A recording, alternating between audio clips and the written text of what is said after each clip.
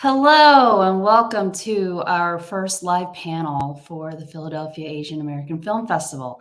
Today we have the honor of having KU and Sonia coming to us to talk about Asian American and political representation. From our documentary film chosen, we have decided to choose to have this conversation and discuss Asian Americans. So to start off, KU is an arbitrator, mediator, and also the voter protection director. And we also have Sonia from the organizing director of the Asian Pacific Islander Political Alliance in Pennsylvania. So welcome to our live panel today, ladies. Happy to be here. Thank you. So to get started on this conversation from our film chosen, the film was directed by Joseph Jun, and his statement is, since 1903, only 2 Korean Americans were elected to the U.S. Congress. And in 2020, 5 Korean Americans of vastly diverse backgrounds with competing political views run for the seat in the states of Washington, California, and New Jersey, and 3 in California. So I'd love to start off with what your thoughts were about the film, and then we'll talk about more of the political representation for the Asian Americans. KU, would you like to start? Sure. Thanks, Ellis. I was incredibly moved by the film. I knew that it was going to address these different candidates who are all of Korean American heritage and doing the enormous job of running for Congress. So I knew that. What I didn't really expect was how much the film was going to delve into the personal lives and personal stories of these candidates, which I really appreciated. And so it said much more to me. I think it's really important. I'm really glad that we're having this conversation, because increasing participation across the nation with everyone, but particularly in the AAPI community and the immigrant community, is something that's been really important to me. And I know we'll get into it, but seeing particularly the story of David Kim and how he was doing this grassroots campaign with blood, sweat, and tears, and really just doing something huge and making a really big impact with the many challenges that he had faced. I just have great admiration for all of these candidates for stepping up. It is an incredible way to participate in our democracy. And, it's a really good platform to reach voters. I'll just finish up by saying, the voter protection work that I did, that was in 2020 for the most part. And I was helping voters vote in Pennsylvania. And it came at a time when there was a new law in Pennsylvania that allowed mail-in voting for everybody, which ended up being really fantastic. But that's a really heavy lift, because it's a very different way to vote than what all Pennsylvanians who voted really was used to. Using a paper ballot with multiple envelopes, there are things that you must do or your ballot won't count. So sort of the learning curve for voters was really steep. But thank goodness mail-in voting was available, because March of 2020 was when the globe shut down. And so at a time when, back then democracy was on the ballot, it continues to be. Here we are on the Friday before an enormous election that's coming up on November 8th. And so being a candidate, great, but what we all need to cultivate is a culture of voting across the board. And I love that we're having this conversation, because it's really important for our communities to participate there. So thank you, Kay. Sonia? Yeah, I had similar reactions as Kay. I would say I did not expect to be so moved by a political documentary. Honestly, it was very well done. I personally resonated with David's story. We have, I would say, similar histories in a lot of ways. I also was in LA during the time of the riots. And both my maternal and paternal grandmothers were in Koreatown during that time. So it was, yeah, brought back a lot of memories for sure. But it was cool to see sort of like the spectrum of political ideology also represented. And interestingly, obviously David was the candidate that was introduced first, and also the candidate that it seemed that like got the most screen time. And so, I mean, I appreciated that. I don't know if that was intentional or not, but I appreciated that. And it did seem like that the one thing that, despite the fact that they were, across the ideological spectrum, that the one thing that everybody did seem to agree on was the necessity for increased political representation. And the necessity for increased, I would say, just engagement. And I would echo what Kay said as well. It's just so hugely important. And one thing that was said, I don't remember who said it in the documentary, but it was said that it wasn't until the riots happened that Korean Americans particularly understood the necessity for representation. And that was really sad. Like that was really sad. And hearing that, I mean, I knew that it was true for my own family that they had that revelation as well. But it's awful that that was what the community needed to have happen to understand that we needed representation. So agree that we need to have that discussion ongoing. Yes, absolutely. I totally agree with you. And on a bigger scale, what our role here as Asian Americans in this country, what does it really mean, under white supremacy? And so that's the bigger picture, right? What is our role here? So moving on to politics and Asian Americans' feelings about it in theory and practice. How do you feel Asian Americans are represented in this country? It's a big lift. So, Sonia, do you want to go first this time? Sure. I mean, I guess I would say I don't feel like we're represented. And obviously that's for a lot of different reasons. And we would need way more time than just the time that we have to even really go into that, as you said. But I don't think that we're represented. We don't have enough representation. Certainly not politically. And I would just say that, like, currently in my own work, it's a little, okay, I won't say a little, it's very disheartening that there are many, many Asians who, for a variety of reasons, don't want to be involved or engaged in the political process. I mean, even just voting, like Kay was saying, like just the absolute minimum of the political process. So many folks are just tired, and I get that. Like, I completely understand that people are tired, and I understand that, since 2016, that every single election that people are hearing that, oh, this is, this election, like this is the most important election, the most crucial election. And the worst part about it all is that has been true every single time it's been said. And people are tired of hearing that, and it is exhausting, but that is the truth. So, I mean, I guess I would just say that, like, despite the fact that it's hard, I wish that folks, whoever's tuning in and whoever sees us at some later point, that like people would at the minimum know that like what we have to do is vote, and that there's many, many, many other ways to get involved in our political process, up to and including running for office.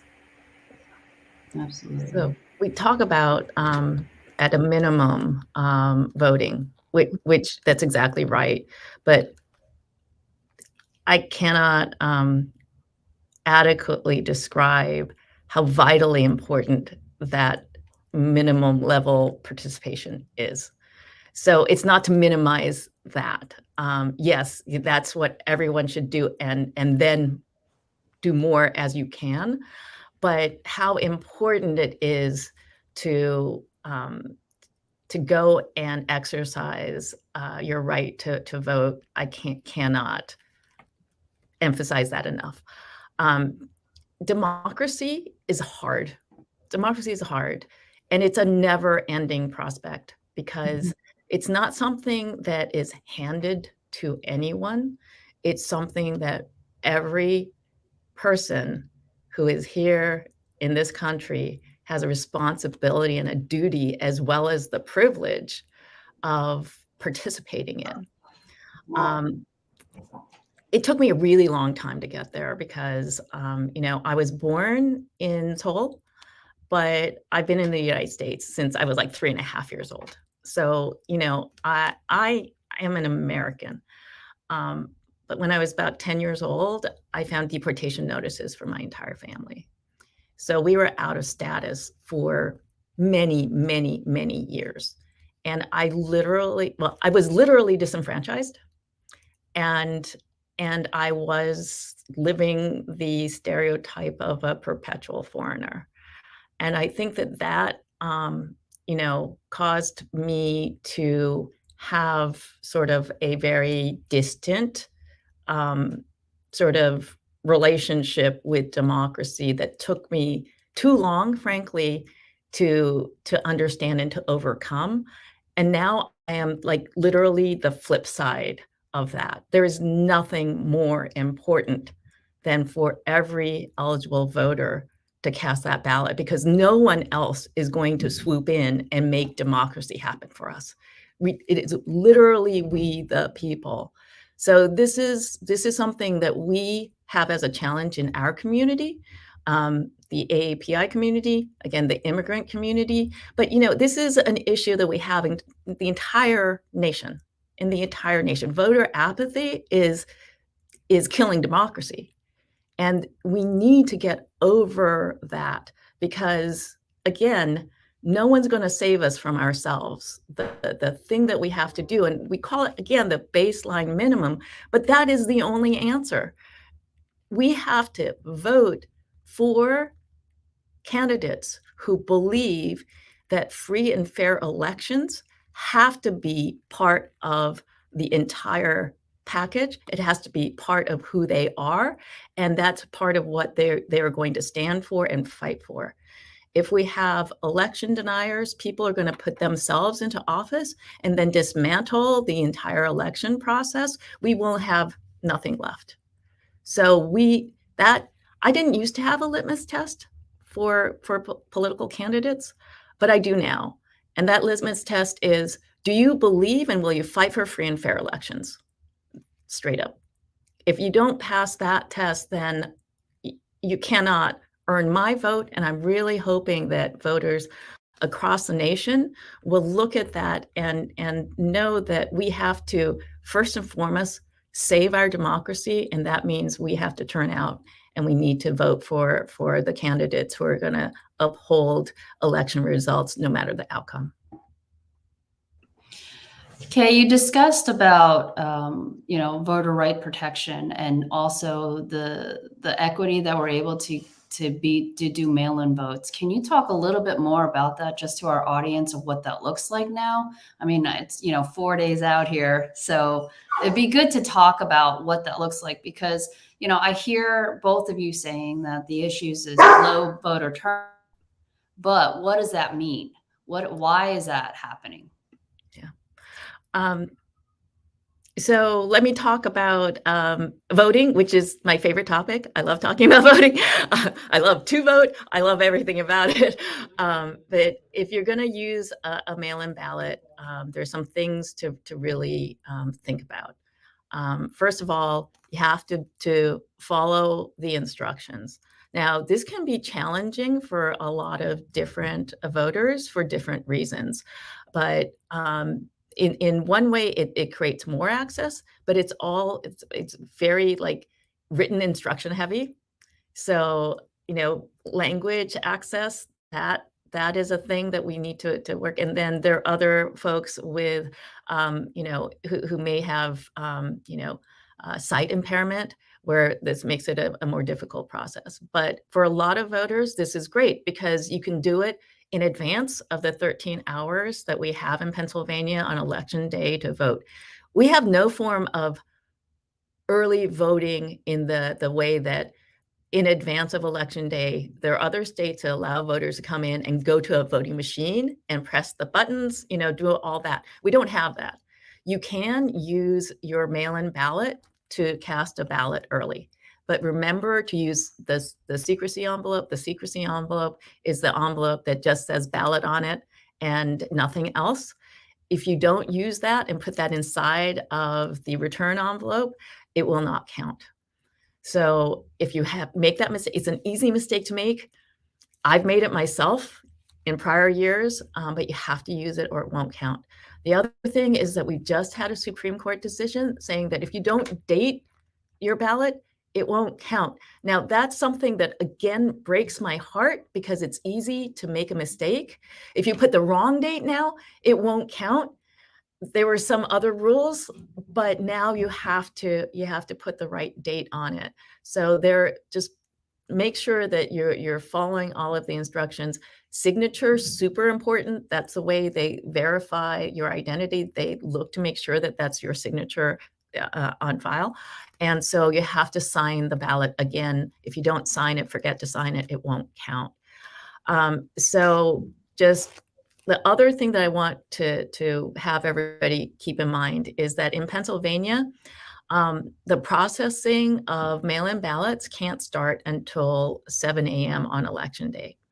So the physical process of managing these paper ballots, you have to take them out of 2 envelopes. You have to flatten them out. They have to go through scanners. And this physical process goes faster when it's mechanized, and a lot of counties now have machines that can do it. But this just takes longer to count, and they can't start earlier than election day. So the fact that we have, whatever percentage we're going to have of votes that come in on mail-in ballot, it's going to take some time to count those ballots. And so it could very well be that we don't have a result on election night. Because the only thing that is going to be tallied sort of quickly at the end of the night are the votes that come in on election day on the machines. Now, everything else is going to be processed. And like I said, that physical process. So it could be that we don't know what the results are. And that's normal and to be expected. That is just part of how, because of the timing rules and everything, that's just how it's going to be. So no one should be shocked if things change, after election night. Sure, absolutely. Sonia, can you talk a little bit about what you and your organization has brought into supporting voters and supporting the Asian American Pacific Islander communities? Sure, yeah. We did a lot of work this summer to do, we didn't call it political education per se, but we had community discussions just about the Asian American identity, the concept of what Kay referred to earlier of being a perpetual foreigner, of the importance of representation, the importance of the political process, and then the last session that we did was an overview of the candidates that were on the ballot of the 2 largest, or I wouldn't say largest, but the 2 biggest races, so governor and U.S. Senate. So we did a lot of voter education there. We also did that in language. So we did that in Mandarin at a Chinese school at the request of a Chinese school principal. He was saying that a lot of the parents were, had a lot of questions about candidates and stuff like that. We didn't reach as many people as we would have liked to, but I think the folks that we did reach really appreciated it and enjoyed it. So we did a fair amount of that. We have, of course, been knocking a lot of doors and making a lot of phone calls to do voter education and talk to folks about who's on the ballot and answer questions.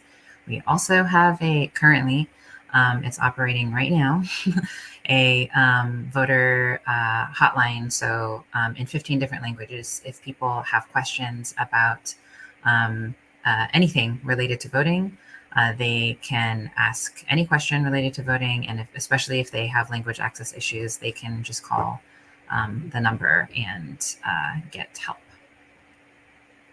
Great. Thank you for that. It's a great resource.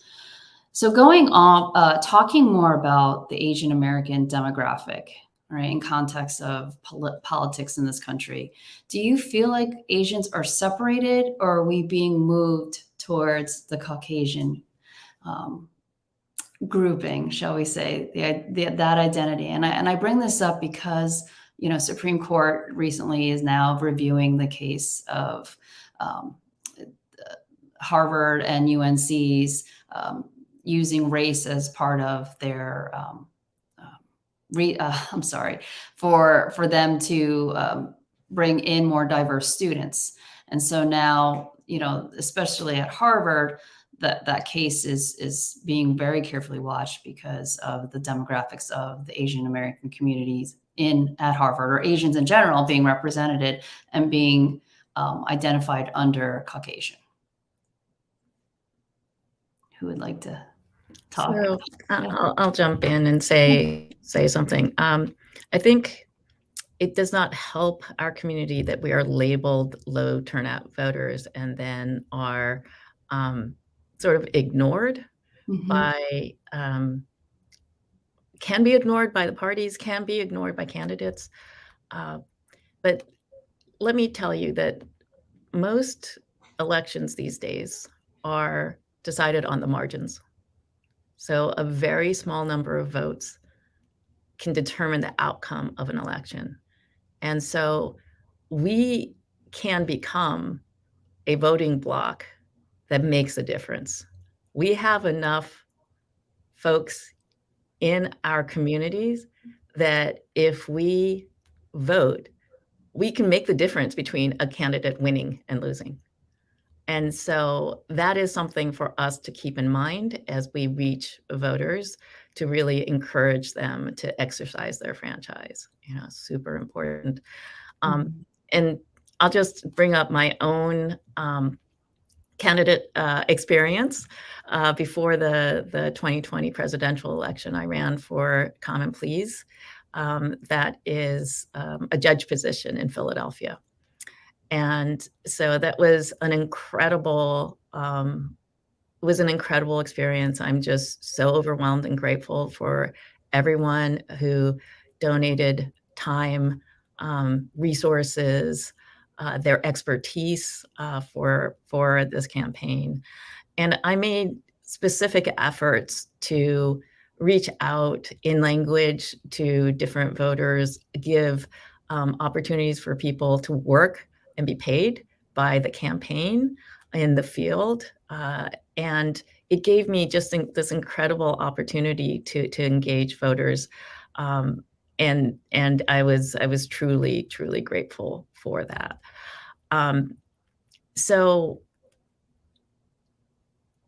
I think that we can overcome these kinds of stereotypes regardless of what others try to impose upon us. And that we can do work in our own community to make sure that we're putting ourselves in a position to have representation and a voice in government. Again, like fighting apathy, not just against voting and the process of elections, but I think there's an apathy toward government. And what we don't fully appreciate and understand is that without a functioning government, we don't have clean water. If we don't have a functioning government, no one comes to pick up the trash. If we don't have a functioning government, then we're not going to be able to, fix the bridges that are are in many places dangerous and falling down. So this all affects our everyday lives. And in the context of the court system, we are woefully underrepresented on the bench. And if we're going to have decisions that are made and the reputation of courts to be that it is a courtroom is run with integrity and treating everyone with decency and dignity and with the respect that every person deserves. All those things are really important. And I just take the opportunity to say, in Pennsylvania, we elect every single one of our state court judges. That's from the common pleas level, the trial court level, all the way up to the Pennsylvania Supreme Court. And so again, it's the electoral body that selects who these judges are. And these state court elections happen in the odd years when there are local elections. And so, yeah, people pay a lot of attention to the presidential election. People may or may not pay a lot of attention to the midterms, what's happening now. But we have to get people engaged and involved in voting and knowing what's on the ballot in the odd years. In this year, state court judges are up again, and I'm hoping to make an announcement next week as to some of my plans. But in Philadelphia, we're voting for a new mayor. That's huge. We're going to vote for an entire city council. We're going to vote for people who are going to be the ones who run the elections in Philadelphia. Those are vitally important elections, and we need to get people out. But here's the good news. If we mobilize our communities right now, this is a powerful vote, and we can absolutely make a difference in the outcome for any candidate that's on the ballot. Thank you, Kay. Sonia, do you have any comments on the question about representation? Are we separate? Are we not separate? And also, go ahead. Yeah, I mean, I think so. Despite ongoing, I would say, institutions to continue, especially academic institutions, to classify us as white and not people of color. Because I think there was something that happened in Washington State in some school district trying to classify API people as white as well. All that's doing is just perpetuating the model minority myth, and that doesn't help us at all. And I know many Asians I would say probably of older generations believe that that's actually something that does help us, that stereotype does help us, and it doesn't. It really doesn't. It's harmful. And when people take a look at something that we went over in one of our sessions of when you take a look at where did that come from? Why was it created?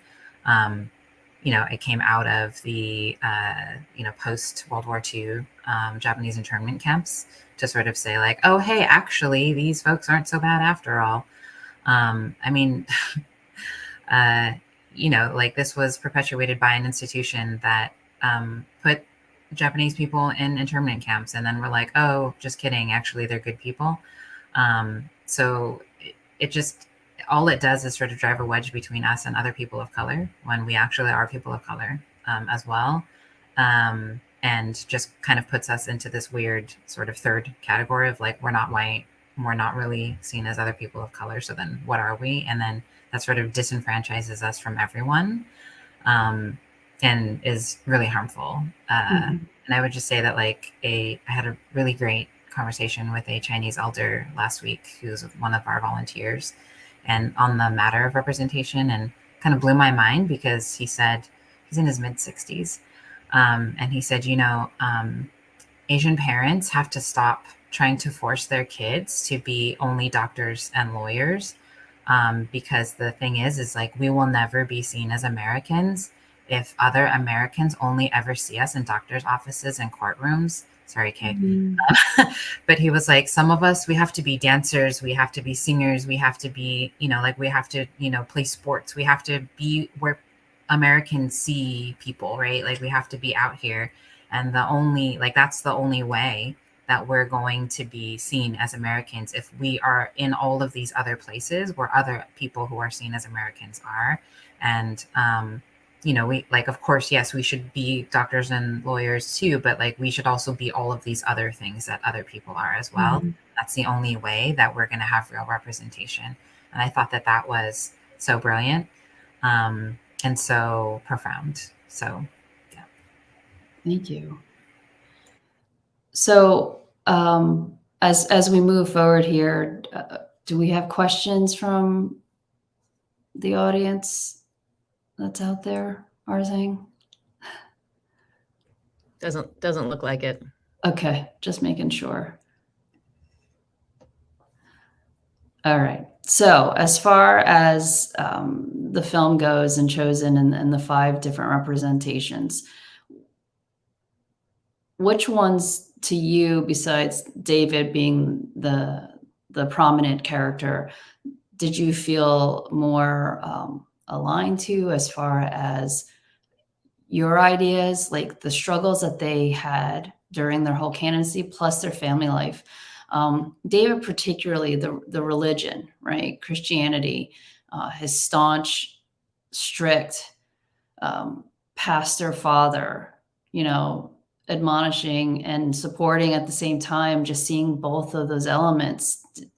Does anybody would like to talk about that, or any of the other candidates, such as Marilyn Strickland, Young Kim being the first Korean American woman in Congress, Michelle Parksteel, and then Andy Kim?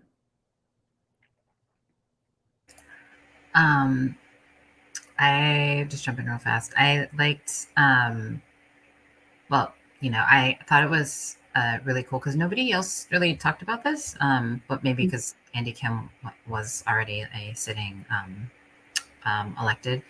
But I appreciated that Andy was open about the fact that, like, hey, I reached out to the White House about when talks with North Korea, when I found out about that, and nobody got back to me. And Yeah. I care about this. I mean, Koreans do. We do. Like we, in most part, I think in large part, I don't want to generalize, but like we do want a peaceful reunification. We want to talk about that. We want to be helpful with that if we can. So yeah, I just thought that it was cool to see him be very straightforward about that he wanted to be a part of it, that he was not contacted. So I thought that was interesting. And of course, Marilyn Strickland, I thought she was great. She was amazing. But I think like those 3 in particular, David and Marilyn and Andy, I personally resonated with the most.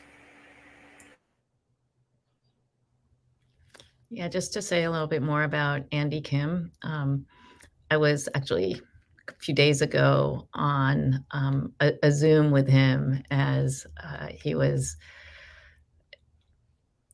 in this campaign. And I guess the point that I want to make is that this is never easy, even after becoming an incumbent. And I think that sort of came through in the documentary, but his district has changed. So there's redistricting that happens from time to time, like every 10 years. And that happened. And so he's reaching out to like 45% of the voters are new voters in his district. He's also being challenged by someone who has incredible self-funding capacity. And so there has just been millions and millions of dollars going in for like just really negative campaign ads. It's a really close race, and his incumbency, yes, he's an incumbent, but he's being really challenged. He's fighting to the last minute. He's out there running a really smart campaign. And just everyone, I hope everyone keeps in mind that there's only one poll that matters. Polling is out there. I think that some people just think it's a sport and then forget to actually go on election day to cast a ballot. There's only one poll that matters, and nothing is ever inevitable. Nothing is inevitable, no matter what, whether it's media or anybody else out there who purports to be able to predict an outcome. Like these outcomes, you can't know. If you get out there, have great turnout, that can always make the difference. So historical things, that is a fact. But just because there's a history of, bouncing back and forth between parties holding power in one house or another, that can completely be changed. We can change the course of history by going out there and doing our minimum basic responsibility of voting. So we have time. It's the Friday before the Tuesday election. Make sure you get your ballots in. Oh, that's the other thing. If you have a mail-in ballot in Pennsylvania, it does not count unless the county board of elections has it in their hands before 8 p.m. on election day. So if it's postmarked and it arrives on Wednesday, it doesn't count. So at this point, it's best to, if you have your mail ballot and that's the way you're going to vote, go deliver it to the elections office or take it to an official drop box. So do it yourself. Nobody else can do it for you, but deliver it directly to your Board of Elections. Thank you, Kay. So we have a comment from Vaughn R. Eaton. He's asking about, I'm just curious about what you all think about affirmative action case specifically and how to reach other AAPI folks about solidarity. So I think the question really is about how do we reach other AAPI folks about solidarity, since we touched on this a little bit, but. Ooh.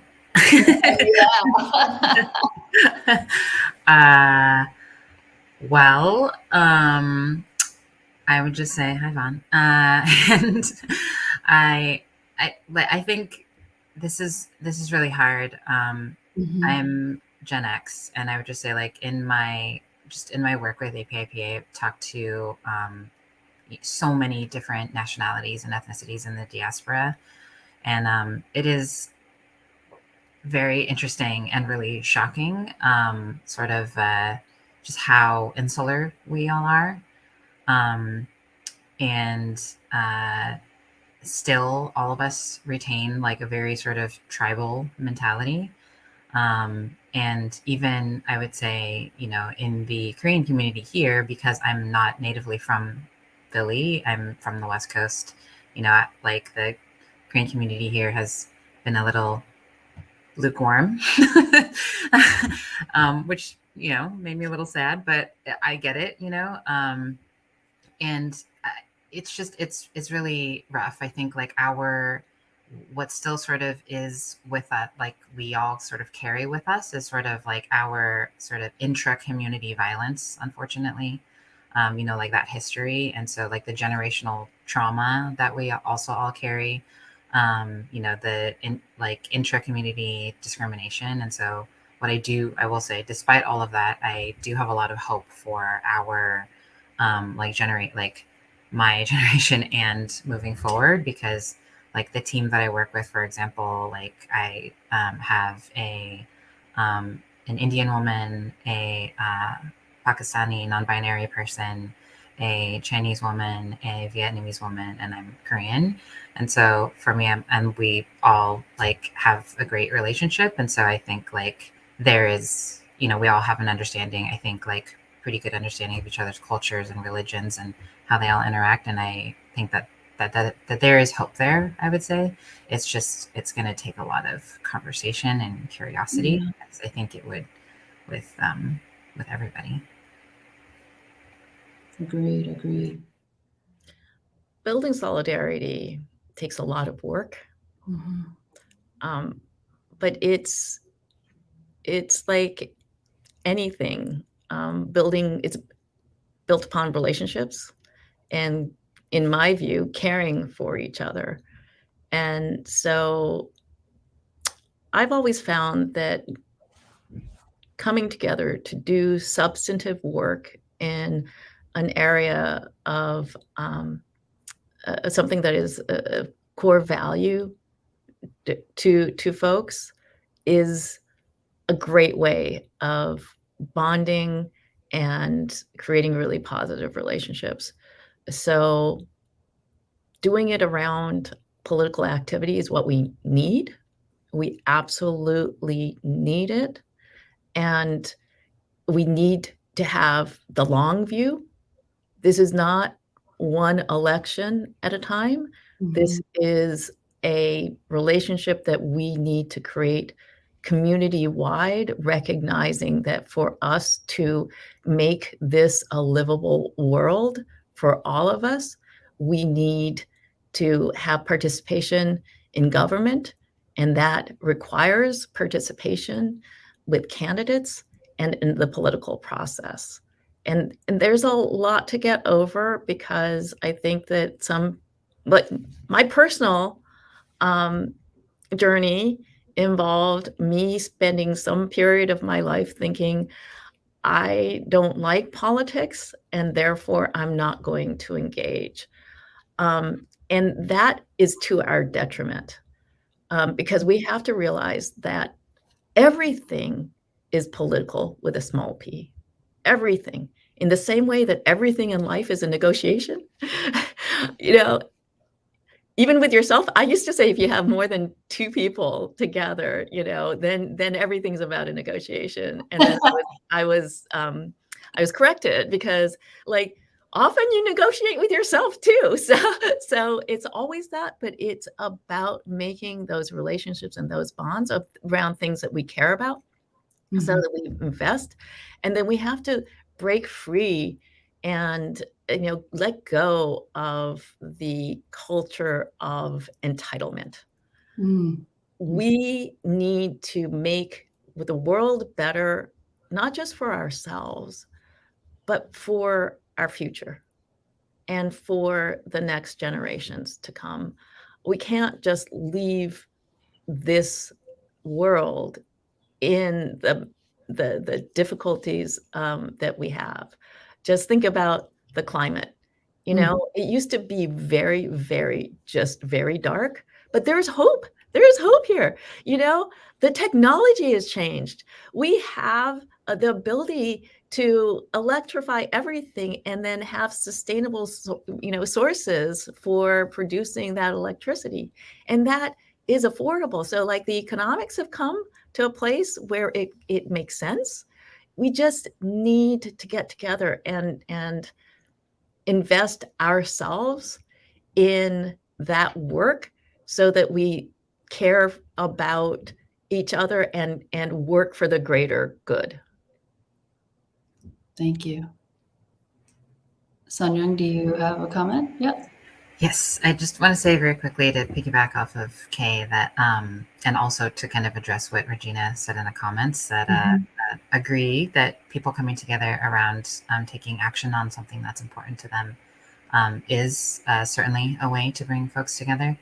And Regina, to do a quick plug, if you are interested in doing more than the bare, if anyone is interested in doing more than the bare minimum of voting, please just check out our website. If you go to apipa.vote/events, you can see what we have through this weekend and then Monday and Tuesday. And if there isn't anything there that you're like, oh, this isn't accessible for me or not in my area, then please just email us and we will figure something out. We're always looking for ways to accommodate folks who want to get involved. And I saw that we have another. Yes, we do. Yeah. I also am like, oh, I'm very interested in this too. So yeah.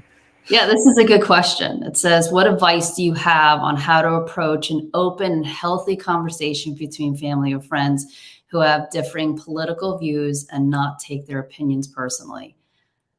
That's a heavy one as well, right?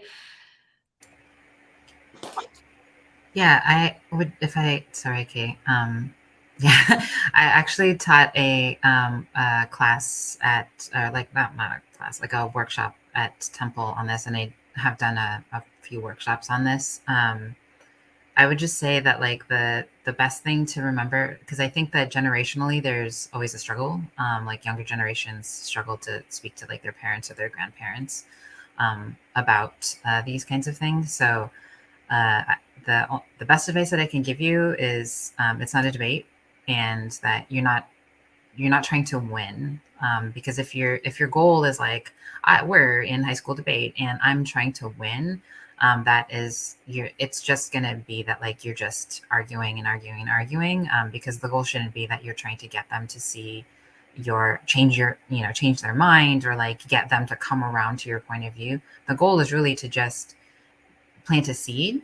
And then if you are able to plant a seed and they're open and you leave the conversation open, then like you can just keep watering that seed. And then over a period of time, then it will end up being an open and healthy conversation versus like just an argument. And I think most folks are just always interested in like, well, this person doesn't understand and this is so stupid and why won't they listen? Well, it's because you're basically telling them that, right? Like this is so stupid. Why don't you listen? And it's like, well, you're not listening either.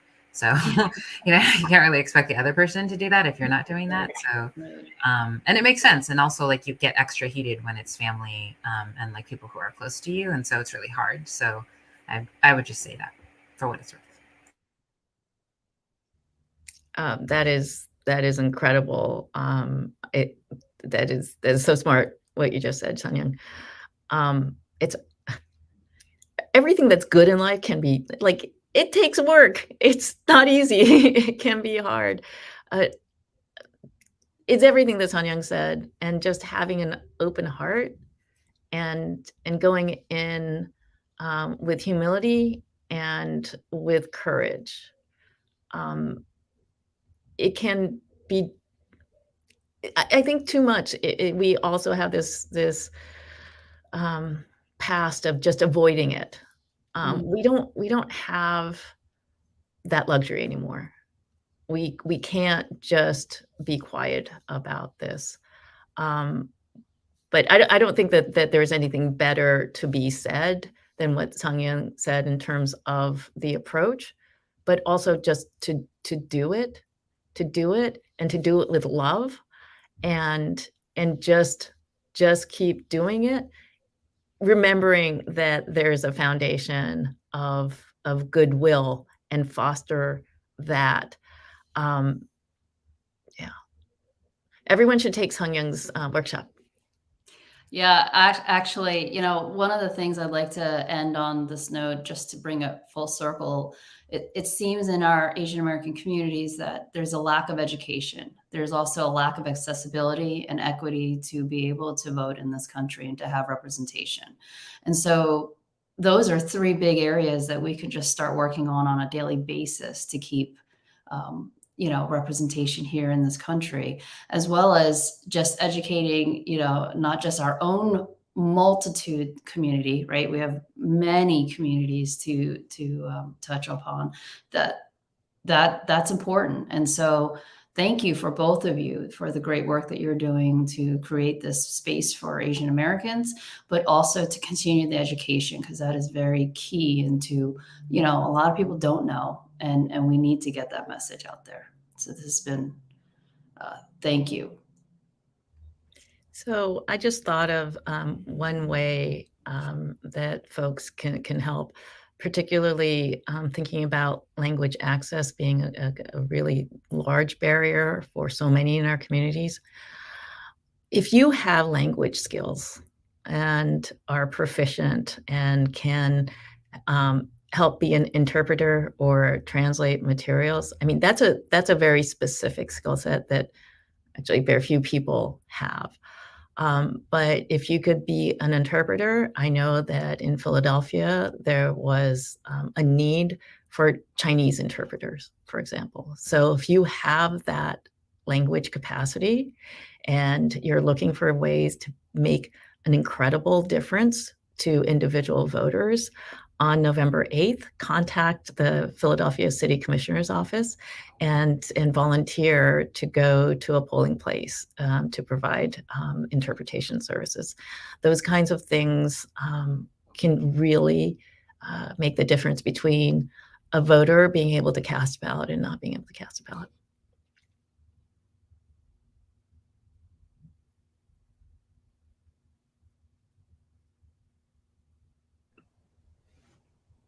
Well, thank you again for joining us on our conversation about Asian Americans and political representation. Please view the other events that PAAFF has for this coming week. Thank you, Kay. Thank you, Sun-Young, for your time and your efforts, truly. Thank you, Ellis. Thank you, Ellis.